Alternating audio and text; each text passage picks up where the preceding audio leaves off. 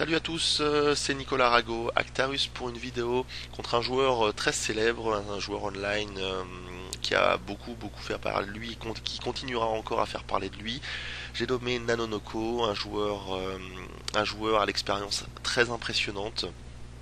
Si vous checkez son Poker Table Racing depuis août 2008, il a joué la bagatelle de 3,6 millions de mains. Euh, et tout ça pour 1,6 million de dollars de gains enregistrés. Alors sans compter évidemment son rackback qui lui rapporte aussi beaucoup d'argent. Donc il a une bankroll de plus de 2 millions de dollars a priori. Euh, et la particularité de ce joueur, c'est qu'à la fois il joue euh, beaucoup de tables, mais il joue à des limites chères. Euh, C'est-à-dire qu'en ce moment il joue de la 3-6 à la 25-50. Et ce qui est vraiment très impressionnant, c'est son, c'est son rendement. Il gagne 3 gros bêtes pour 100 mains. Donc c'est quelque chose de vraiment incroyable. Tout ça est à resituer par rapport au nombre de mains qui joue, au nombre de tables qui joue évidemment. Euh, il a un style vraiment particulier pour un gros multitableur puisqu'il joue très lag, très loose agressif. En 5-10 par exemple, j'ai checké un petit peu ses statistiques de son jeu pré-flop. Alors en 5-10 short handed, il a un VPIP de 29%, euh, pour un pré-flop raise de 23,5% et un 3-bet de 9,5%. Donc, euh, donc voilà, ça vous situe un peu le joueur. Euh, et donc, je connaissais ce joueur que par les statistiques que je viens de vous présenter. Je ne l'avais jamais joué auparavant. Et j'ai décidé d'aller le voir en 25-50 heads up. Il attendait tout seul. Donc je me suis dit que c'était sûrement une bonne value pour moi. Puisque c'est un joueur qui a beaucoup joué en short handed, qui joue aussi en full rig un petit peu. Euh, et même s'il s'est mis récemment au heads up, je me suis dit que j'avais une meilleure expérience dans ce domaine. Et, euh, et sûrement une plus grande habitude à jouer en 25-50. Donc voilà, j'ai été le jouer. euh, en pensant que j'aurais un avantage vraiment important contre lui. Et il s'est avéré qu'il m'a assez étonné en fait dans son jeu. Euh, il a beau jouer pas mal de tables, il est intelligent, il se laisse pas faire dans les coups. Euh, donc voilà, il m'a, j'ai vraiment très étonné et agréablement surpris par son jeu. Je pense néanmoins avoir un edge contre lui. Je sais pas encore pour combien de temps parce qu'il a l'air de progresser très vite. Il s'est mis au heads up il y a pas très longtemps. Voilà, donc si je dois résumer ce match que j'ai fait contre lui il y a à peu près 2-3 mois de ça, j'ai joué donc 2600 mains en 25-50 heads up. J'ai gagné 27 000, j'ai bien run contre lui, j'étais à plus 55 000, j'ai reperdu pas mal à la fin. Donc j'ai fait ça en 2 sessions, en l'ayant joué 3 tables à chaque fois. Alors c'était assez marrant parce que il m'a proposé de jouer 4 tables. Euh, et je lui ai dit que je pouvais pas, j'étais pas Nanonoko. Donc moi j'ai joué 3 tables contre lui, j'étais focus sur ces 3 tables. Et lui, il avait 2-3 tables à côté en short handed en plus. Bon, il n'en avait pas 15 à côté, mais il en avait quand même 3 ou 4 à côté. Donc c'était assez marrant. Euh, voilà, alors comment il joue. Je vais vous parler de mon match, hein. Je peux pas faire une généralité sur son jeu en heads up. En tout cas euh, contre moi en small blind, il attaque 100% de ses boutons. Donc 100% de ses boutons, ça veut dire que il va attaquer les poubelles comme 7 et 2, 7 et 3, valet 2. Donc contre un joueur comme ça, il faut pas se laisser faire, il faut défendre beaucoup plus sa grosse blinde et il faut beaucoup 3 bêtes. Euh, voilà, c'est une des adaptations à faire importantes. Hors position, alors aussi quand moi je 3 bêtes, il 4 bêtes très peu. Il 4 bêtes assez peu. Et il a un fold sur 3 bêtes assez standard. Il joue assez standard. On a à peu près la même façon, la même range de call euh, face à un 3 bêtes. Hors position, donc, c'est-à-dire en big blind. Excusez-moi. Il a un VPIP de 31% et un 3 bêtes de 20%. Donc ce qui est assez standard chez un joueur très agressif. Euh, voilà. Alors, une des choses qui m'a frappé chez lui, c'est qu'il est très maniaque quand je le 4 bet. Euh, Très maniaque, c'est-à-dire qu'il va souvent shove, très très souvent shove, et de temps en temps il va flat. Il avait un fold sur 4 bet qui était très très petit. Donc ça en venait limite ridicule. Et évidemment, contre un joueur qui joue comme ça, excusez-moi, j'ai la voix un petit peu prise. Contre un joueur qui ne lâche vraiment pas sur les 4 bêtes, évidemment, il est hors de question de le 4 bet light.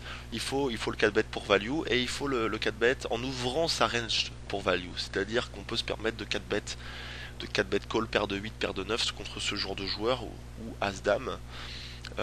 Chose qu'on ne ferait pas forcément contre un joueur beaucoup moins agressif. Alors, donc voilà, c'est un délit qu'il faut exploiter contre ce joueur. Voilà, une fois que vous avez remarqué ça. Euh, et comme voilà, il 3 bet à 20%, donc c'est important contre lui de temps en temps de mini raise et de temps en temps de fold aussi pour resserrer sa range en small blind. Sinon on va se faire beaucoup 3 bêtes et ça va être gênant.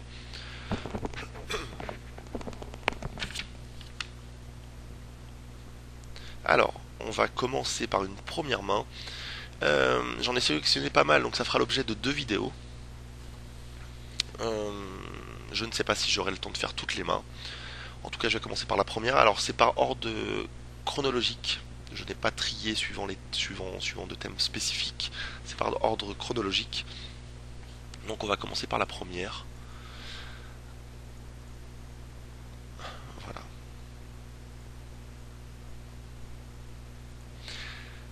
Donc, je me fais 3 bêtes assez chères à 550, c'est-à-dire 11 blindes en 25-50. Donc comme je vous l'ai dit, il a un pourcentage de 3 bêtes de 20%. Donc contre un joueur qui a 20% de 3 bêtes, je vais coller 19 suited, chose que je ne ferai pas contre un joueur qui a que 7% de 3 bêtes, puisque sa range est trop forte, malgré le fait que j'ai 19 suited en position. Euh, c'est une main qui se fera crush de temps en temps par des overpairs beaucoup plus facilement que contre une range évidemment de 20% de 3 bêtes. Euh, donc c'est un call, évidemment.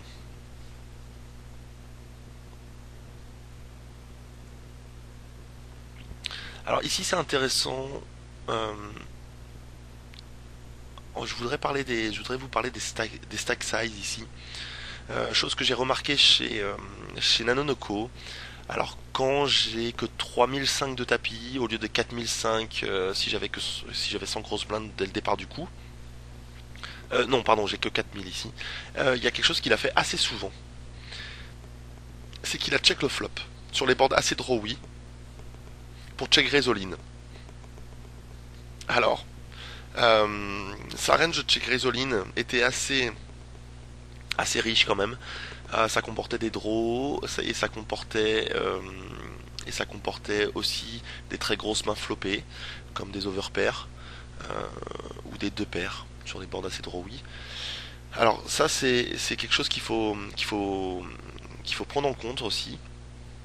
Et évidemment, il faut éviter de bluffer ce genre de board une fois qu'il check dans un pot 3 bêtes, puisque c'est lui donner son argent, votre argent, il va très très souvent check Résoline sur ce genre de board. Donc j'avais tendance à plutôt lâcher. J'avais plutôt tendance à lâcher ce genre de coup quand il checkait. Évidemment, il n'en abusait pas, il le faisait pas très souvent, mais à chaque fois qu'il checkait, c'était rarement pour fold. Donc voilà, donc ici j'ai un c-bet automatique. Et je suis prêt à GoPro contre un Résoline évidemment. Il peut avoir beaucoup de mains, il peut avoir des draws comme Valet 9, 9 et 7. Tirage couleur, il peut avoir un 10 moins bien, un 10 mieux, mais bon, vu la profondeur, je ne peux pas fold. Donc à ce moment, au moment où je sais bet pour snap call, évidemment le Résoline. Et contre sa main, je dois avoir 55%, quelque chose comme ça. Ouais, j'ai 55%, bien vu. Euh, donc c'est toujours le problème quand vous avez top pair contre un joueur qui a tirage couleur. C'est vrai que très souvent le joueur a au moins une overcard qui lui donne la gagne. Et c'est grâce à ça que son équité remonte en flèche. En fait, au lieu qu'elle soit à 35%, son équité est à 45%. Ce qui en fait un move très très rentable en combinant avec la fold equity et le fait que eh ben, ça permet de complexifier un petit peu son jeu, voilà, de fold beaucoup moins. Tout ça en fait un move EV+, donc là y a rien à dire, hein. C'est quasi un flip que j'ai perdu. Voilà.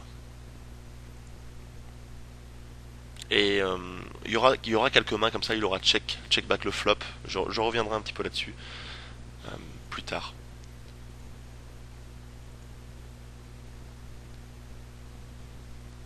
Alors, ouais, ici je n'avais pas reload, un énorme tapis de 20 000. Moi, je n'avais que 3009 au départ du coup. J'ai flat avec les valets. A posteriori, je préfère faire all-in. Alors maintenant, je ne sais pas pour quelle raison j'ai just call. Voilà, peut-être que que j'avais très peur qu'il fold en fait, et je voulais trouver de l'action dans un pot 3 bêtes. Sûrement pour ça.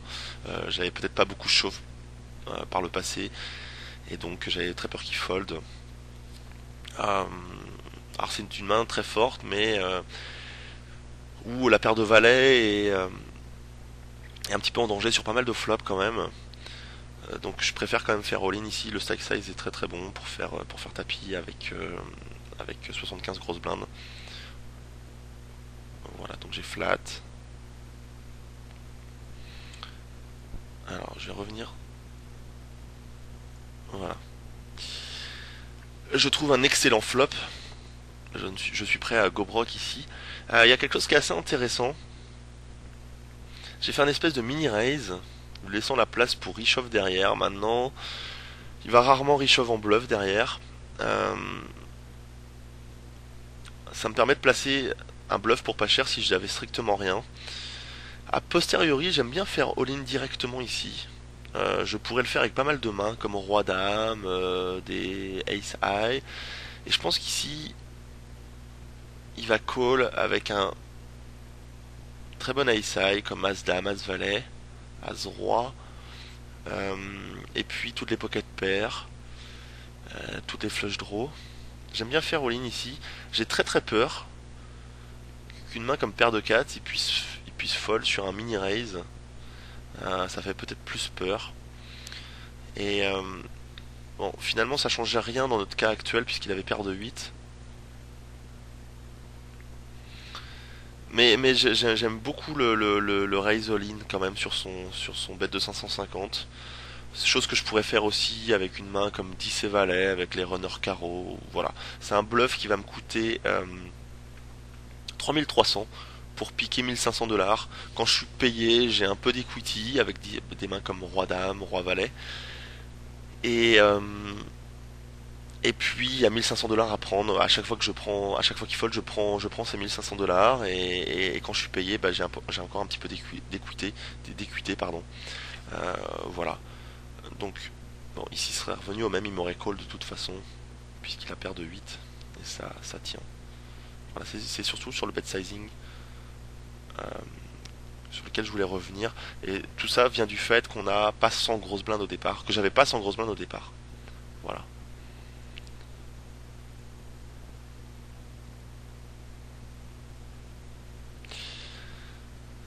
Alors comme je l'ai dit, c'est un joueur qui respecte mes 3 bêtes, qui va pas me payer avec des poubelles, puisqu'il avait un fold sur 3 bêtes décent. Euh, Sauf que de temps en temps, il m'a montré des mains à l'abattage assez horribles, comme 6 et 3 suited, 6 et 9 suited, 10 et 7 off. Je ne sais pas pourquoi. Euh, je pense qu'il ne colle pas tout le temps avec ses mains. En tout cas, c'est certain puisque son fold sur 3 bêtes serait beaucoup plus gros. Alors il le fait de temps en temps, je ne sais pas pourquoi. Peut-être qu'il sent que je 3 bet plus à certains moments, ou qu'il veut m'outplayer, je sais pas. Donc c'est assez bizarre, il m'a montré des fois quelques grosses poubelles, mais dans l'ensemble voilà, il jouait quand même plutôt serré sur mes 3 bêtes. Il jouait pas ultra loose. Voilà. Donc contre lui, As-9 suited, c'est un 3 bêtes qui se discute. Je préfère call. De temps en temps, je vais 3 bêtes. Voilà, c'est toujours le même principe. C'est je vais avoir une proportion de call de peut-être 75%, 80%, et puis le reste du temps, je vais 3 bêtes.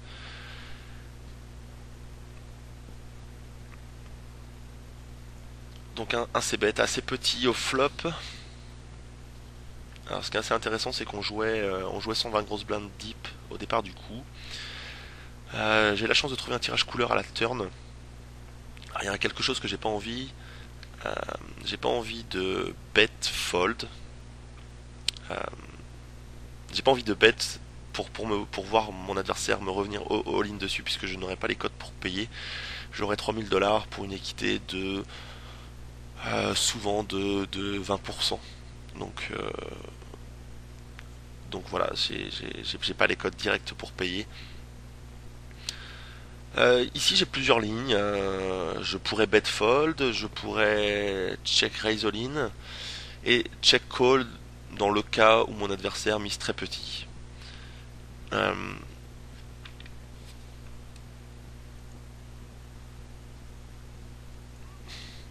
alors je pense qu'il a pu me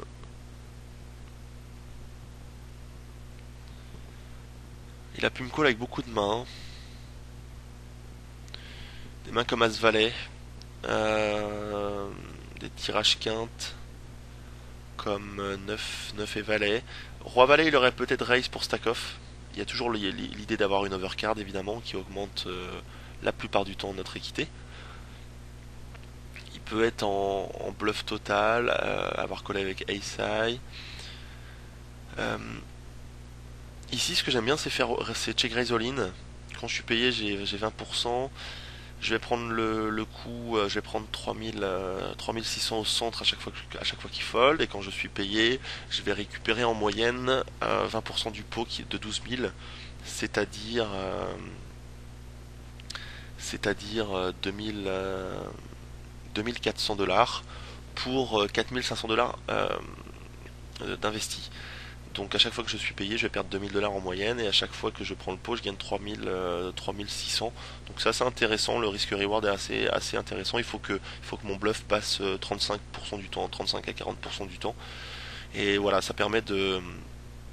même si vous faites un move qui est à équité à EV 0, c'est toujours intéressant de le rajouter dans son arsenal. En fait, ça permet à l'adversaire, ça va obliger l'adversaire à avoir une décision beaucoup plus difficile à la turn avec des mains comme As-10 par exemple. Euh, il ne saura pas s'il faut bet call, bet fold ou check back pour éviter de se faire bluffer le coup. Euh, donc c'est un move qui est très intéressant, et j'ai pris une option assez étonnante a posteriori que j'ai du mal à expliquer. J'ai check call, c'est pas terrible. Bon, évidemment, s'il a une main comme au roi dame, as dame, brelan, etc., deux paires, euh, si je touche ma couleur, je vais lui prendre son tapis à la river parce que je vais check call. Il va tout le temps bet pour value. Il sait très bien que la couleur, j'ai très peu de chances de l'avoir. Il y a beaucoup plus de chances que ce soit lui qui l'ait que moi.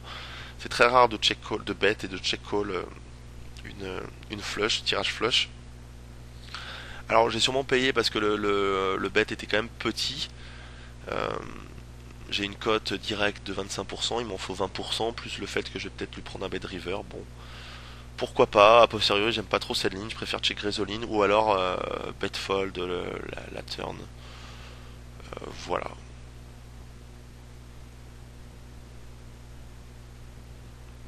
Maintenant, j'ai aucun moyen, le problème de check call c'est que j'ai aucun moyen de bluffer cette river. Si j'avais bet la turn et qu'il m'avait call, j'aurais pu shove la river ou pas, mais c'est une possibilité. Ici je ne peux que perdre le coup.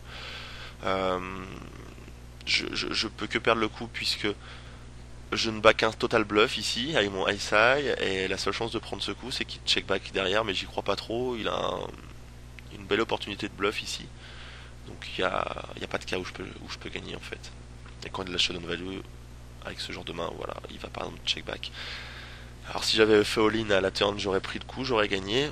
C'est un peu result oriented, mais contre un range de main assez large, euh, j'aurais pu prendre, j'aurais pu gagner le coup dès la turn. Donc voilà, c'est pas très bien joué ça.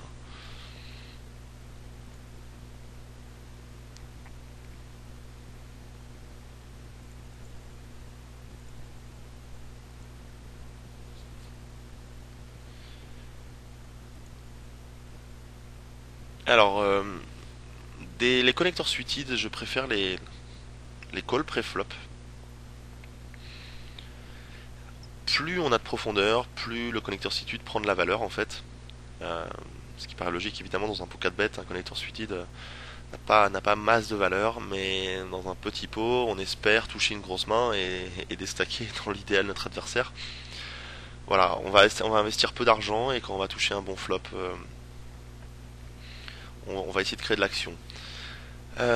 Si je me souviens bien dans le match, j'ai pas mal donk bet avec un succès assez important. Il était assez weak sur le donk bet, il faisait assez peu de moves.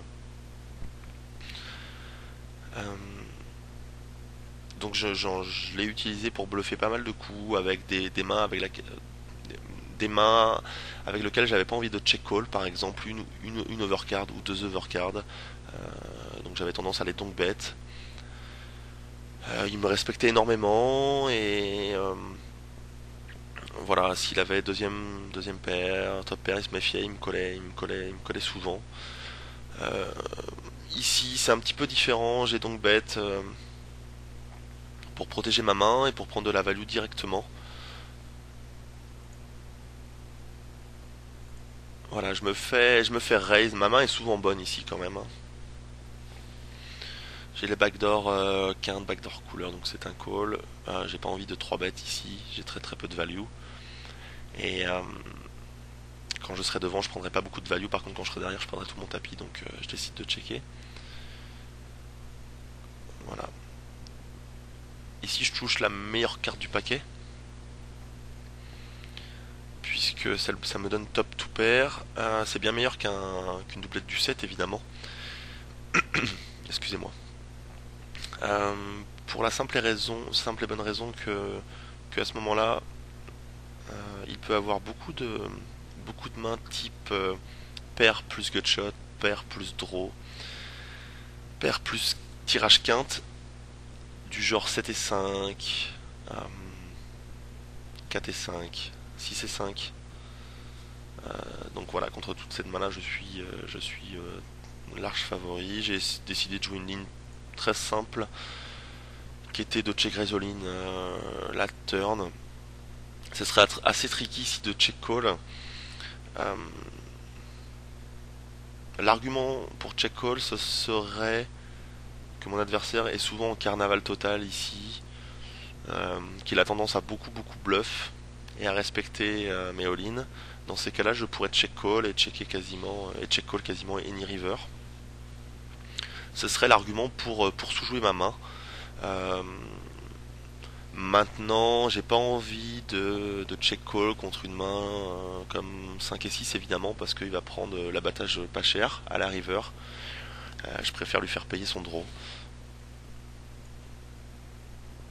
Et donc ici il a 3100 à payer dans un pot qui fera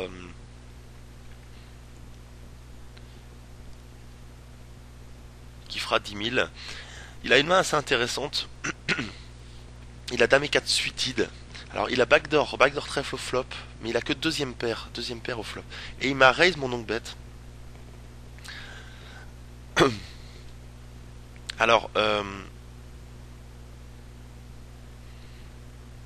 peut-être qu'en première partie de match, il ne respectait pas mes donk bets. Je ne sais plus. Je sais que pendant une grosse partie du match, il a beaucoup respecté mes donk bets. Alors, ici, son play est assez étrange en fait. On a tendance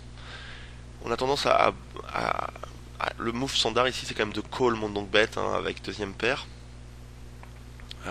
Si j'avais bet encore la turn, il aurait call encore et sûrement fold de la river, à moins d'un read particulier. Euh, voilà, alors je vais revenir à la turn. Sur son call, en fait, il a 32% d'équité. À ce moment-là, il a 3000 à mettre dans 10 000. Il a l'équité directe pour coller, en fait. Donc ici, ce serait une erreur de bet fold. Si on a une V0, vaut mieux bet call, évidemment. Euh, voilà, sa ligne au flop, moi j'aime pas trop, hein. J'aime pas beaucoup. En tout cas, s'il doit prendre ce genre de ligne avec deuxième paire, il faut vraiment qu'il le fasse très rarement, histoire de mixer un petit peu. Il peut avoir des cartes comme les doublettes du 4 qui sont intéressantes à jouer. Faut vraiment que ça reste très particulier. Voilà.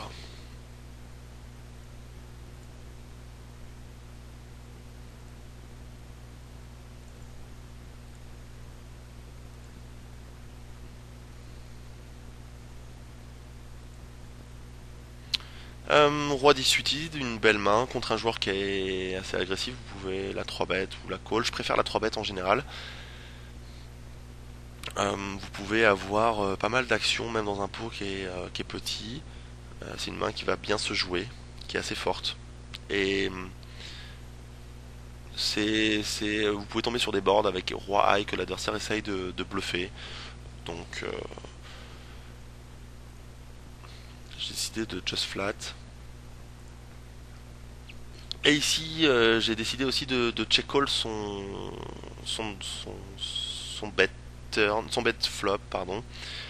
A noter que je suis vraiment pas crédible pour check raise ce genre de board, puisque sur 2-3-8, qu'est-ce que je représente, qu'est-ce que je peux avoir, à part Breland 2, Breland 3, Breland 8, en sachant que paire de 8, parfois je vais tribet. Euh, sur ce genre de board, il n'y a pas de flush draw, je vais peut-être avoir des mains comme As 4, As 5, en tout cas je suis pas crédible.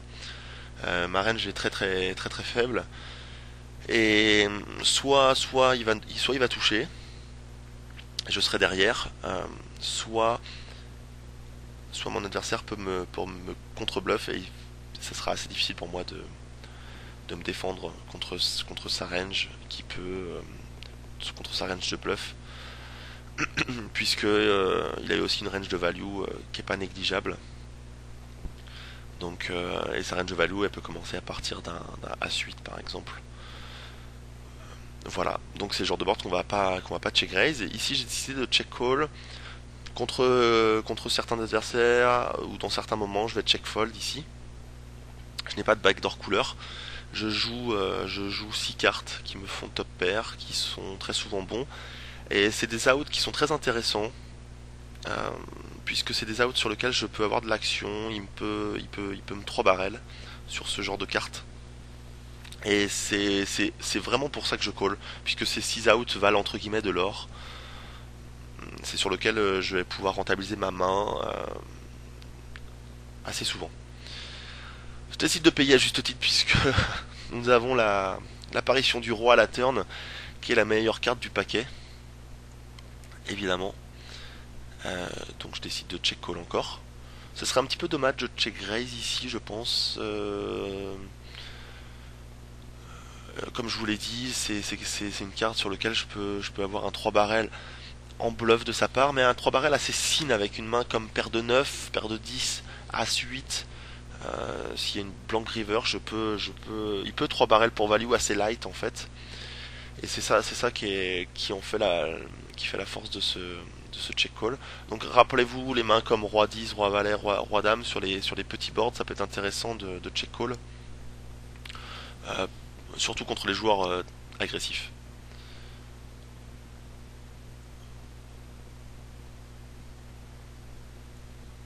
Donc évidemment, je préfère qu'il bet plutôt qu'il check. Quand il va bet la river, je suis très très souvent devant. Bon, quand il check, j'ai toujours gagné, mais alors évidemment, je suis très content qu'il me bet river. J'ai un call facile. Raise all in ici. Je peux pas raise all in parce qu'il est assez profond. Mais si j'avais fait un raise à 5000 $, c'est vraiment. Ce serait vraiment surjouer ma main. puisqu'ici j'ai check call 2 fois, j'ai très souvent de la showdown value, j'ai rarement un bluff total.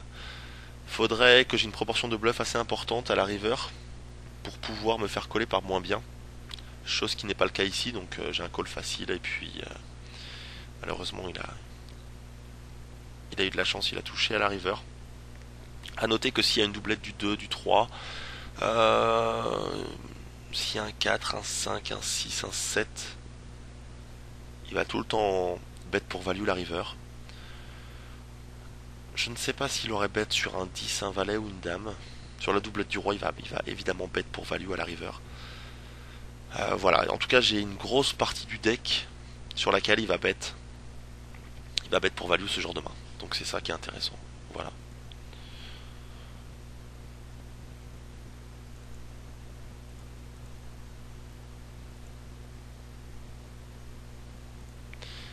Voilà, ici je voudrais introduire un concept, je voudrais un peu parler de ce concept-là, du 4-bet all-in, avec une pocket pair.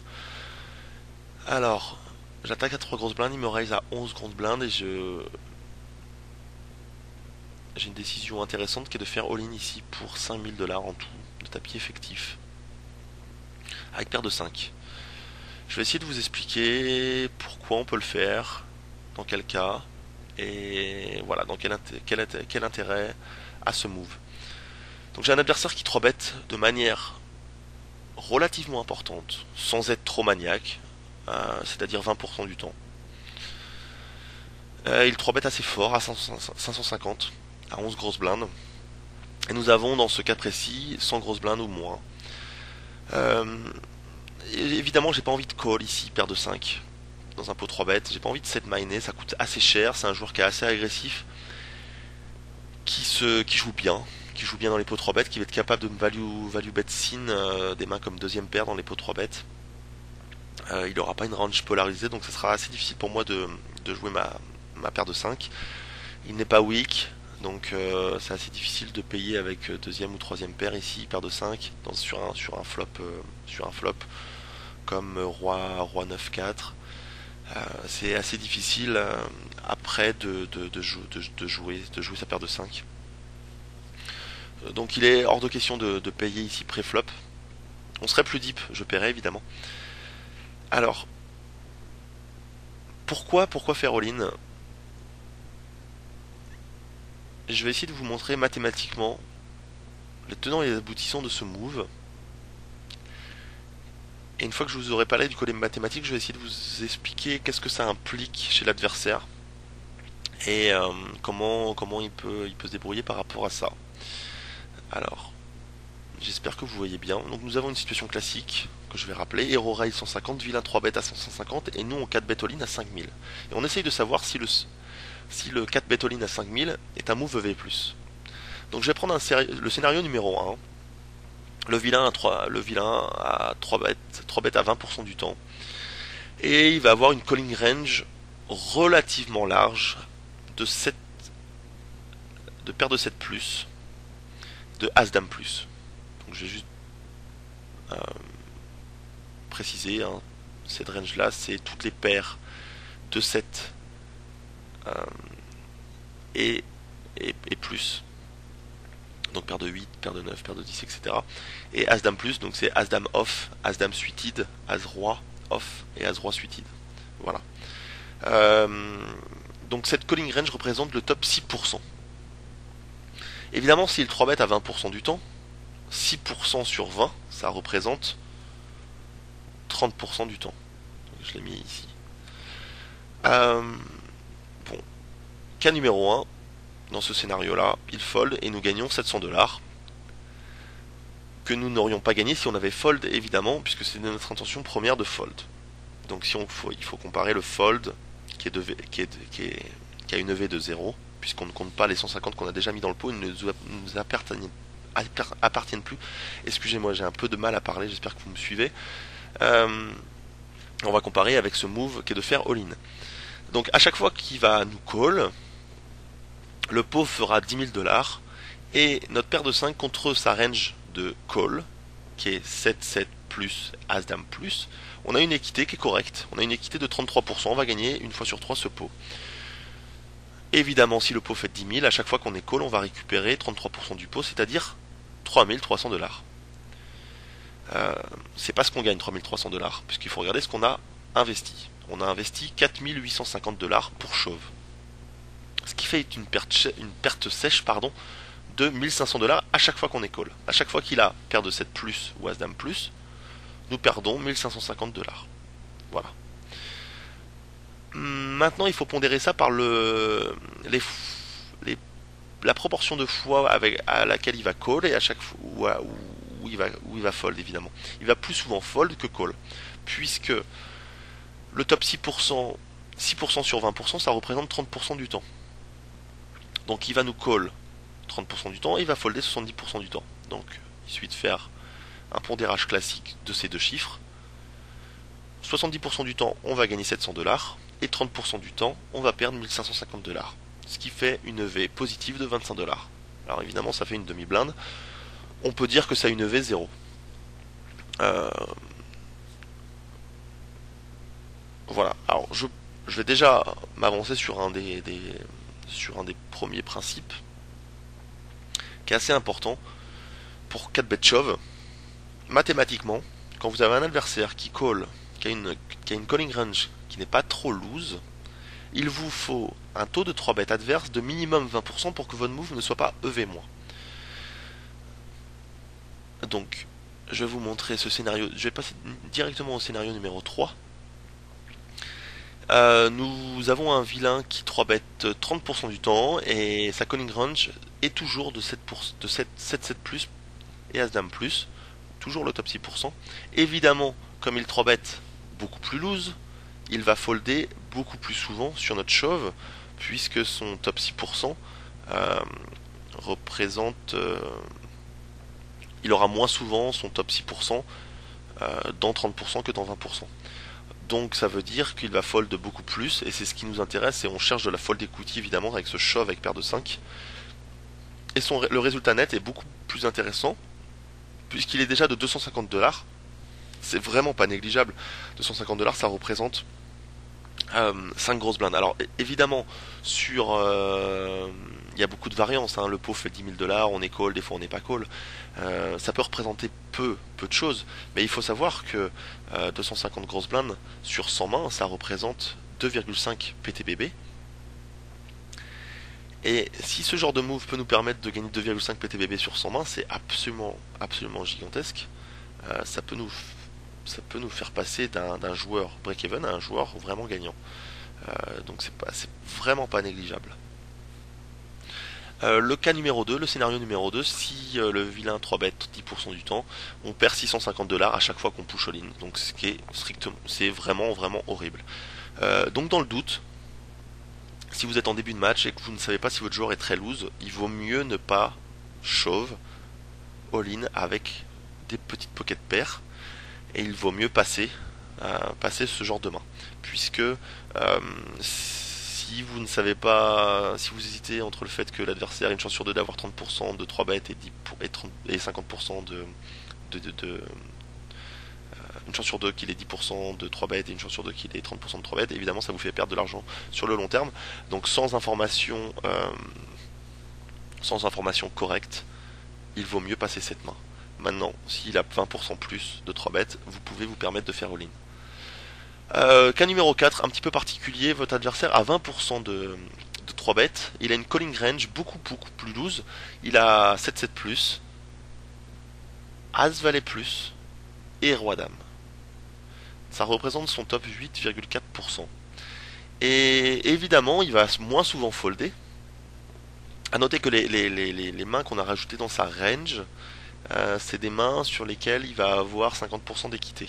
Donc évidemment, c'est dans son intérêt de call s'il connaissait notre main, et c'est en notre défaveur puisque toutes ces mains-là, c'est avec les mains avec lesquelles il n'aura pas fold, et donc automatiquement notre résultat net est beaucoup moins intéressant que tout à l'heure. Il nous fait perdre 150 $. En revanche, s'il a une range très loose, donc on a pris la même range que celle précédente, mais qu'il a 3 bêtes à 30%, on est encore bon, on gagne 150 $. Donc pour résumer, une range relativement serrée, 20% plus de 3 bêtes chez l'adversaire, notre shove et EV+. À 10% c'est catastrophique, on perd beaucoup d'argent. Euh, et contre une range assez loose, il nous faut au moins 25% de 3 bêtes chez l'adversaire pour que ça soit assez rentable. Voilà, donc c'est juste des points mathématiques. Maintenant par rapport à ça, on peut s'adapter et on peut créer une dynamique assez intéressante. Donc ici, il m'a snap avec roi dame. Euh, c'est vrai que quand vous avez un adversaire qui 3 bête beaucoup, il a souvent des pocket pairs. Qui 4 bête beaucoup dans ce genre de situation. Il a beaucoup de pocket pairs. Et ça peut induire des calls avec des mains assez faibles comme roi dame. Alors coller, on en discutait hier avec les autres de la team Limpers. Coller roi dame ici et as valet c'est pas du tout la même chose. Pour la simple et bonne raison que moi je pourrais shove des AX de temps en temps. Quand j'ai As5 suited par exemple, je crush. Non, je suis légèrement devant son roi dame suited. On va dire que c'est un flip. Par contre, quand j'ai As valet, je suis bien devant. Euh, donc c'est la grosse différence. Pardon.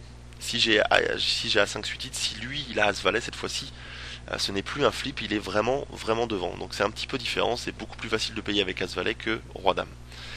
Voilà pour la petite parenthèse. Euh, Chose qui aurait été intéressante plus tard dans le match, aurait été d'avoir une main comme As-Valet ou As-Dame. Et ça aurait été de fort bet all-in pour me faire call comme des mains par Roi 10, Roi Valet, Roi Dame. Et ça aurait été intéressant parce que là j'aurais crush totalement sa main. Avec des mains comme As-Valet qui se joue pas forcément super bien dans un pot 3 bêtes, qui peut avoir plus d'équité à shove all-in. Euh, Donc ça c'est un move intéressant si vous avez un adversaire qui pense toujours que vous avez une pocket pair et qui va vous snap toujours avec deux grosses overcards, un Broadway par exemple, et ben il faut le level et faut en profiter pour lui faire une erreur et changer sa range de shove. Voilà. Euh, J'espère que c'est clair. Si vous avez des questions sur le côté mathématique de la chose, j'étais assez vite. Je vous invite à revenir un petit peu en arrière, mettre pause dans la vidéo. Euh, Mettre pause dans la vidéo et essayer de prendre un papier, réfléchir aux tenants et aboutissants. Une fois que vous l'avez fait une fois, je pense que c'est un exercice qui est assez intéressant à faire. Ça vous permet de peut-être mieux comprendre ces données-là, de moins les oublier pour le futur. Si vraiment vous ne comprenez pas, n'hésitez pas à poster un petit message dans le, sur la vidéo. Et puis, si vous voulez que j'éclaircisse un point, il n'y a pas de souci. Je vais faire une petite dernière main avant de vous laisser, mes amis.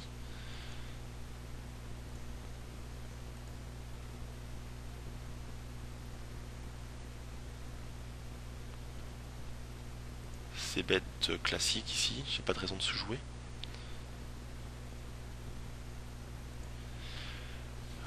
Doublette du 8 qui est plutôt une bonne carte pour ma main. Ah, il peut m'avoir flat avec pas mal de mains il peut m'avoir flat avec pas mal de mains au flop.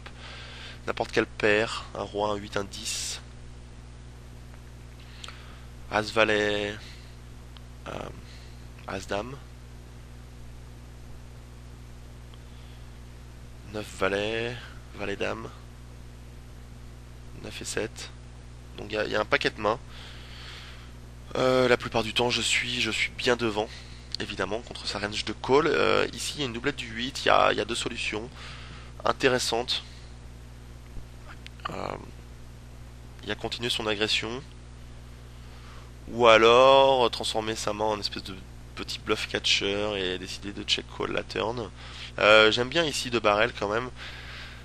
Ça vous permet d'avoir une range mieux équilibrée de 2 barrels et pas seulement de top pair ou mieux. Ça vous permet d'avoir des mains comme deuxième paire. Si vous avez une range très polarisée, votre adversaire peut coller plus facilement avec deuxième et troisième paire, surtout s'il sait que vous abandonnez à la river avec tous vos bluffs. Donc ça permet d'avoir une range beaucoup plus large de value. Donc c'est assez intéressant. Pour l'adversaire, c'est beaucoup plus difficile, beaucoup plus facile de faire des erreurs. Voilà, j'ai décidé de prendre une ligne passive et de check call. J'ai total brick. S'il fait all-in, c'est assez compliqué. J'indique à mon adversaire que j'ai de la showdown value. Euh, j'ai rarement une main très très forte ici pour check call. Je vais souvent 2 barrels as roi ici. Ou check raise all-in à la limite, mais pas souvent check call et check la river.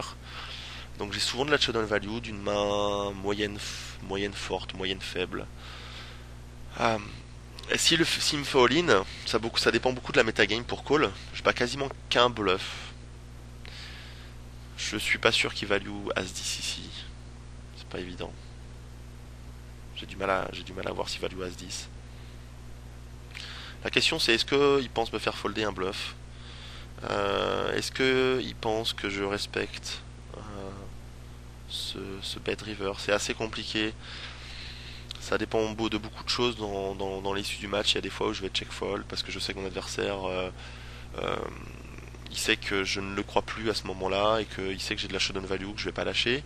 Il y a des fois mon adversaire est assez weak et je sais qu'il va pas me bluffer donc je vais fold. Bon, ça dépend de beaucoup de choses ici. Je suis content qu'il check parce que quand il check j'ai très très souvent la gagne. 90% du temps j'ai la gagne peut-être. Il me monte une main comme 9 et 6. Alors il m'a payé mon tribet avec 9 et 6 8. C'est assez étonnant de sa part. Comme je vous l'ai dit en début de vidéo, il a tendance à folder ce genre de main puisque son pourcentage de call de 3 bêtes est relativement faible. Donc voilà. Euh, Peut-être qu'il en avait un petit peu marre que je 3 bête beaucoup et qu'il pensait de mode player. Sûrement pour cette raison. Donc il a collé, il m'a flat. Jamais avec rien, il a quand même une gutshot. Ce qui rajoute un petit peu d'équité ici. Alors j'ai remarqué qu'il a sur les boards assez secs comme ça, il a tendance à pas beaucoup me bluff. Il me flotte, il tente de me bluffer la turn et ensuite il abandonne. Donc si vraiment je repère qu'il a tendance à faire beaucoup ça, à un moment du match, ça peut être intéressant de check call des mains assez faibles. En sachant qu'il va rarement me bluff la river, donc c'est beaucoup plus facile à jouer en fait. Ce serait une erreur de check call la turn avec des mains assez faibles. Si je pense qu'il va très souvent me bluffer la river, c'est juste lui donner mon argent évidemment, puisque quand il aura la showdown value, il va check et va sûrement gagner, et quand il aura rien, il va me bluffer le coup. Donc c'est assez important à noter.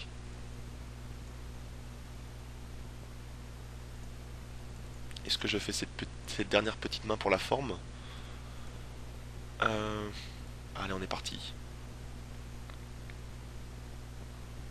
Non. Je vais la laisser pour la prochaine vidéo, pour la partie numéro 2. C'est une main assez intéressante, j'ai pas mal de choses à dire, et comme ça fait déjà depuis 48 minutes que je fais cette vidéo, je n'ai pas envie de l'éterniser. Et ben je vous invite, si vous voulez voir si j'ai gagné avec mon brelan de flopé, je vous invite à, à regarder la partie numéro 2 en espérant que ça vous a plu. Si vous avez des questions particulières sur certaines mains ou sur Nanonoko en lui-même, sur ce que j'ai pensé de son jeu, dans certains domaines, si vous avez des questions, parce qu'il inspire beaucoup de respect, il est beaucoup de mystère ce joueur, donc bah voilà, si vous avez des petites questions, je serais ravi de vous répondre. Je vous remercie de votre attention, et puis je vous donne rendez-vous pour la partie numéro 2 très bientôt. Voilà. Merci à vous et bonne journée ou bonne soirée. Ciao ciao, bye bye.